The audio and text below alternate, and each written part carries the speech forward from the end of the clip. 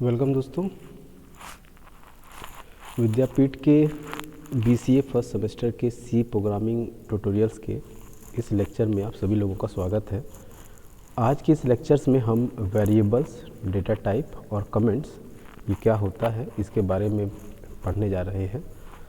तो सबसे पहले तो हम बात करते हैं वेरिएबल्स की। पिछले जो भी इस चैनल पे इस वीडियो को फर्स्ट टाइम देख रहे हैं और हो जाकर और भी चैनल्स पर इस बहुत भी आपके वीडियोज़ हैं उनको जाकर देखें, क्योंकि हम इससे पहले के वीडियो में ये बात कर चुके हैं कांस्टेंट्स की।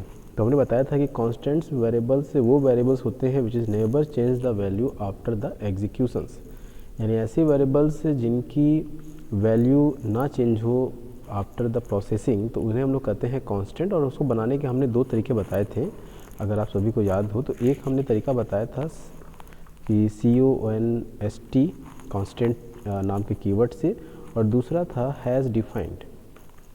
तो जाकर देखिए उस वीडियो को, वहाँ पर उसको और भी एक्सप्लेन किया गया है।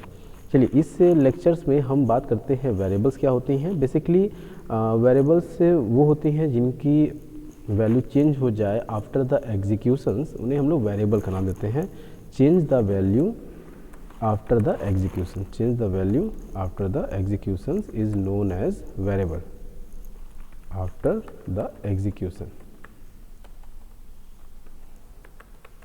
सो ये तो वेरिएबल की डेफिनेशन हो गई। अब वेरिएबल डिक्लेरेशन कैसे करते हैं वो बात करते हैं कि हम अगर डिक्लेयर करना चाहें तो हम इसे कैसे डिक्लेयर कर सकते हैं। तो वेरिएबल डिक्लेयर करने के लिए इसका अगर सिंटैक्स देखा जाए तो डेटा टाइप हम लिखते हैं, और हम आगे बात करेंगे what is data type and now variables name. ठीक है, सो ये तो बात हो गई वेरिएबल्स की। अब बात करते हैं डेटा टाइप की। बेसिकली डेटा टाइप होता क्या है, जो भी डेटा का इस्तेमाल हम अपने प्रोग्राम में करने जा रहे होते हैं उसकी एक्सप्लेनेशन या उसकी टाइप बताना ही डेटा टाइप कहलाती है। जैसे एग्जांपल के तौर पे आप ये समझ जाओ कि अगर आप कोई प्रोग्राम बना रहे हो और उस प्रोग्राम में जो है आप कुछ नंबर पे काम करने हैं, तो आप वहाँ पे डेटा को बताएंगे पहले प्रोग्राम्स को कि हम किस तरह की वैल्यूज़ पे काम करने जा रहे हैं। Defined the type of the values is known as data type. Defined the type of the value is known as data type, is known as data type। सो जैसा मैंने बताया कि प्रोग्राम में किस तरह की वैल्यू पे आप काम करने जा रहे हैं इसको डिफाइन करना ही डेटा टाइप कहलाता है। बेसिकली डेटा टाइप के दो पार्ट होते हैं। एक अगर हम बात करें यहाँ पर डेटा टाइप के, आप इस फिगर में देख सकते हैं दो टाइप हैं। एक यहाँ पर टाइप है प्रिमिटिव और दूसरा है नॉन प्रिमिटिव। ये प्रिमिटिव और नॉन प्रिमिटिव क्या होता है पहले समझ लीजिए, या डिराइव। प्रिमिटिव डेटा टाइप वो डेटा टाइप होते हैं जिनको आप यूज़ कर सकते हो बट जिनको बदल नहीं सकते। फिर से समझिए कि प्रिमिटिव डेटा टाइप वो डेटा टाइप्स होते हैं, primitive data type are those who never change the value, change the value और बिहेवियर। ये हो गई प्रिमिटिव की एग्जांपल कि आप इसको सिर्फ यूज़ कर सकते हैं। जैसे प्रिमिटिव में इंट, कैर, डबल और बिहेवियर। इंट है, कैर है, डबल है, ये सभी जो होते हैं प्रिमिटिव होते हैं। नॉन प्रिमिटिव या डिराइव वो होती हैं जिनके बिहेवियर्स को आप चेंज कर सकते हैं, which is change their behaviours. So जैसे अगर हम बात करें बिहेवियर एंड प्रिमिटिव। सो अगर हम बात करते हैं डिराइव की, तो डिराइव जैसा मैंने बताया कि जिसकी आप बिहेवियर को चेंज कर सकें। अब इसमें आपको जो है एरे है, पॉइंटर है, स्ट्रक्चर है, ये सभी जो है आपको मिलेंगे। एरे, पॉइंटर, स्ट्रक्चर, इनम, ये सभी जो होते हैं डिराइव या फिर नॉन प्रिमिटिव डेटा टाइप में इसको रखा गया है। सो फिर समझ लीजिए कि प्रिमिटिव डेटा वो होते हैं जिनको आप बदल नहीं सकते, इनको हमें एज इट इज़ इस्तेमाल करना होता है। इसके बिहेवियर्स को, इसके ऑब्जेक्टिव को हम चेंज नहीं कर सकते हैं। बट जो नॉन प्रिमिटिव या डिराइव डेटा टाइप्स होती हैं इनके बिहेवियर को हम अपने अकॉर्डिंग चेंज कर सकते हैं। अब नॉन प्रिमिटिव में हम देखें एरे है, स्ट्रक्चर है, यूनियन है, पॉइंटर है। तो ये तो हो गई टाइप ऑफ डेटा टाइप की। अब नेक्स्ट इस फिगर को देखकर समझने की कोशिश करते हैं कि आखिर इस फिगर में है क्या। अब यहाँ पर ये समझिए कि हमने यहाँ पर एक और बात समझिएगा इस जगह पर, ये भी इम्पॉर्टेंट है कि डेटा टाइप को दो पार्ट में और भी क्लासीफाइड किया गया है according to size. Data type को क्लासिफाइड किया गया है उसके साइज़ के अकॉर्डिंग, क्लासिफाइड किया गया है according to size, classification according to size, और ये है साइन और अनसाइन के फॉर्म में, साइन सेकेंड अनसाइन, अनसाइन। अब यहाँ ये समझिए कि साइन डेटा टाइप वो डेटा टाइप होता है जिसमें हम दोनों तरह के वैल्यूज़ का इस्तेमाल कर सकते हैं। कहने का मतलब ये है कि साइन डेटा टाइप में we use negative and positive both types of value, negative and positive both type of value. ये आप समझिएगा, यहाँ पे हम माइनस का भी इस्तेमाल करेंगे एज वेल एज हम यहाँ पर प्लस वैल्यू का भी इस्तेमाल कर सकते हैं अगर हम साइन डेटा टाइप यूज़ कर रहे हैं तो। लेकिन अनसाइन के केस में we use only positive values.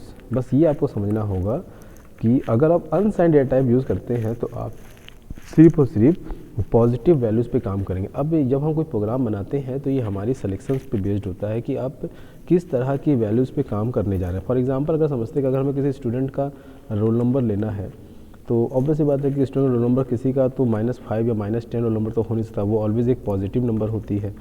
तो इस वजह से जो है हमें वहाँ पर अनसाइंड डेटा टाइप का इस्तेमाल करना होता है।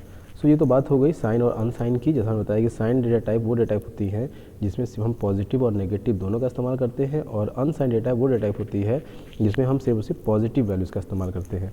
अब आगे इस फिगर को समझने का प्रयास करते हैं। इस फिगर में देखिए आप ध्यान से कि यहाँ पर कैरेक्टर को इंडिकेट किया गया है इसके सिंबल से %C से। आप जैसा देख सकते हो कि यहाँ पे -128 से 127 इसकी रेंज है। उसी तरह से अनसाइन कैरेक्टर में हमने जैसे बताया कि सिर्फ और सिर्फ पॉजिटिव संख्या पे काम कर सकते हैं। जब 128 और 127 को आप जोड़िएगा तो आपको मिलेगा 255, जिसका मतलब 0 से लेकर 255 है। उसी तरह से शॉर्ट को हम इंट को D से रिप्रेजेंट करते हैं, %D से। एंड देन उसके बाद जो है अनसाइन, देखिए यहाँ पे दोनों को जोड़ने के बाद ये 255 आ गया, तो इसी उसे पॉजिटिव वैल्यूज़ पे काम होगी। इंट को %D से, अनसाइन इंट को %U से। और यहाँ पे देखिए -32 या 767 से लेकर 32,767 तक ये इसकी मैक्सिमम वैल्यू और मिनिमम वैल्यू होती है। और क्योंकि अनसाइन इंट है तो सिर्फ पॉजिटिव का काम होगा, तो ये दोनों को जोड़ के मैक्सिमम वैल्यू 65,535 हो जाती है। तो उसी तरह से लॉन्ग के लिए LD होता है, और फ्लोट के लिए %F है, डबल के लिए %LF है, लॉन्ग डबल के लिए भी %LF का इस्तेमाल होता है। और ये इसकी साइज़ हो गई कि कैरेक्टर जो है एक साइज़ की मेमोरी एलोकेट करता है मेमोरी में। उसी तरह से इंटीजर 2 बाइट होता है, फ्लोट 4 बाइट होता है, डबल 8 बाइट है, और लॉन्ग 10 बाइट है। सो ये तो बात हो गई डेटा टाइप की कि हम किस तरह से डेटा टाइप का इस्तेमाल करते हैं। अब नेक्स्ट हम बात करते हैं कमेंट की। अब कमेंट को समझने के लिए बेसिकली ये समझिए कि कमेंट बेसिकली वो पार्ट होता है जिस पार्ट को आप कंपाइलर के माध्यम से एग्जीक्यूट ना कराना चाहें। जैसे कि हम कोई कोड लिखते हैं तो उसमें हम कोई नोट्स वगैरह देना चाहें या कुछ ऐसे चीज़ें लिखना चाहें जो कि हमें बाद में चल के पढ़ के समझने में आसानी हो, या लॉजिक सब बना रहे हो और उस प्रोग्राम में कुछ अपना कुछ शब्द ऐड करना हो जिसे आप कंपाइलर इग्नोर कर दे और कंपाइल ना करे, उसके लिए हम कमेंट लाइन लिखते हैं। तो कमेंट लाइन 2 तरह के होते हैं। एक होता है single line comment sorry single line comment. Single line comment, अगर आपका कमेंट एक लाइन में है तो आप डबल स्लैश के माध्यम से सिंगल लाइन कमेंट बनाते हैं। और अगर आपको मल्टी लाइन पे काम करना है, आप 2, 4, 5 लाइन में कमेंट्स को लिखना चाहते हैं, तो हम मल्टी लाइन कमेंट का इस्तेमाल करते हैं। तो सेकंड टाइप हमारा जो जनरेट होता है वो होता है मल्टी लाइन कमेंट्स का। सिंगल लाइन कमेंट के लिए हम लोग डबल स्लैश लगा देते हैं और अपनी कंटेंट्स को लिख देंगे, तो ये कंपाइलर के द्वारा इग्नोर कर दिया जाएगा। और मल्टी लाइन कमेंट, अगर आपको एक से ज़्यादा लाइन को कमेंट में बनाना हो तो हम लोग यूज़ करते हैं मल्टी लाइन कमेंट का। तो मल्टी लाइन कमेंट, यहाँ पर आपको फॉरवर्ड स्लैश देन स्टार, फिर उसके बाद अपने कमेंट्स को लिखना होता है। कमेंट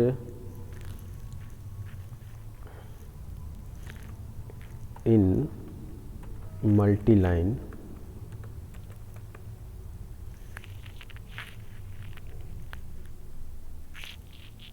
मल्टी लाइन आपने कमेंट लिख दिया एंड देन उसके बाद जो है फिर आप एस्ट्रिक लगाएंगे स्टार एंड देन स्लैश, तो ये आपका क्लोज हो जाएगा।